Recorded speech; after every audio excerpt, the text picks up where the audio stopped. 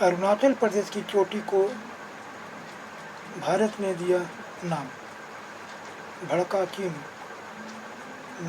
निकालने लगा भड़ास। भारतीय पर्वतारोहियों की ओर से अरुणाचल प्रदेश की एक अनाम चोटी का नाम छठे दलाई लामा के नाम पर रखने पर चीन ने नाराजगी जताई और उसने इस क्षेत्र पर एक बार फिर अपना दावा किया। पश्चिम अफ्रीका आतंकवाद का गढ़ बनता जा रहा है। पश्चिमी अफ्रीका में आतंकवाद एक गंभीर समस्या है जो पिछले कुछ दशकों में बढ़ती जा रही है। यहाँ आतंकवादी गतिविधियों के लिए बोको हराम और Islamic State West Africa Province जैसे आतंकवादी संगठन जिम्मेदार हैं।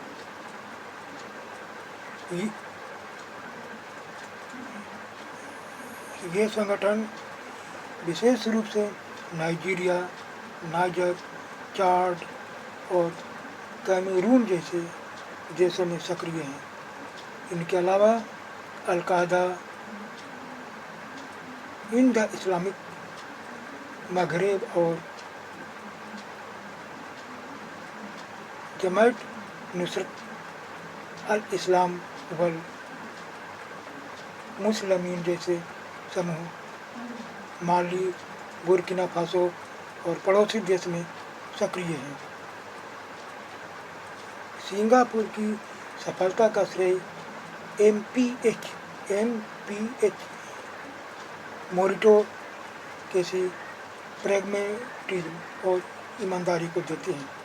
किसी अन्य समाज ने अपने लोगों के जीवन स्तर को इतनी तेजी से और इतने व्यापक रूप से नहीं सुधारा जितना सिंगापुर ने किया। जब यह 1965 में स्वतंत्र हुआ तो इसकी प्रति व्यक्ति आय लगभग घाना के बराबर थी, लगभग $500 मात्र। 2024 में यह $88,447 है, जो अमेरिका और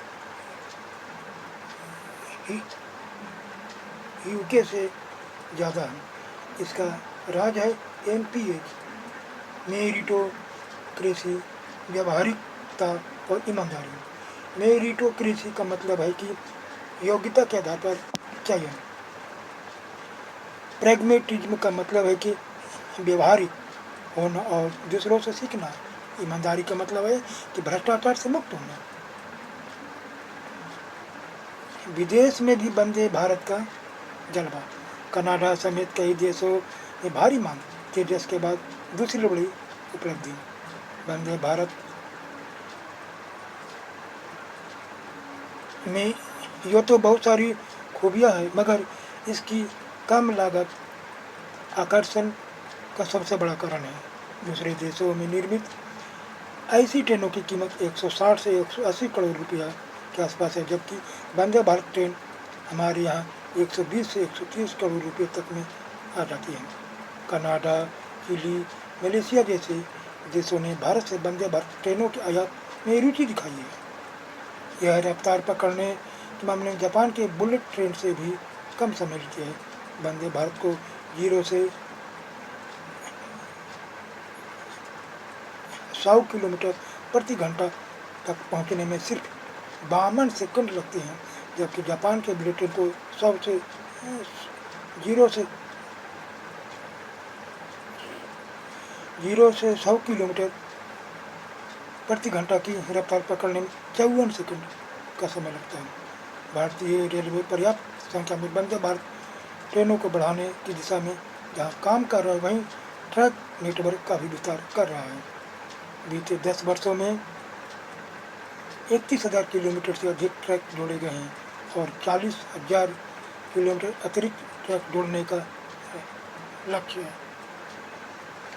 क्षेत्रफल की दृष्टि से विश्व के सबसे बड़े देशों का क्रम: रूस, कनाडा, चीन, अमेरिका, ब्राज़ील, ऑस्ट्रेलिया, भारत। एक बार फिर से रूस, कनाडा, चीन, अमेरिका, ब्राज़ील, ऑस्ट्रेलिया, भारत इसका ट्रिक है।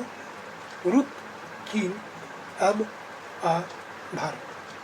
रुक, चीन, अब, आ, भारत।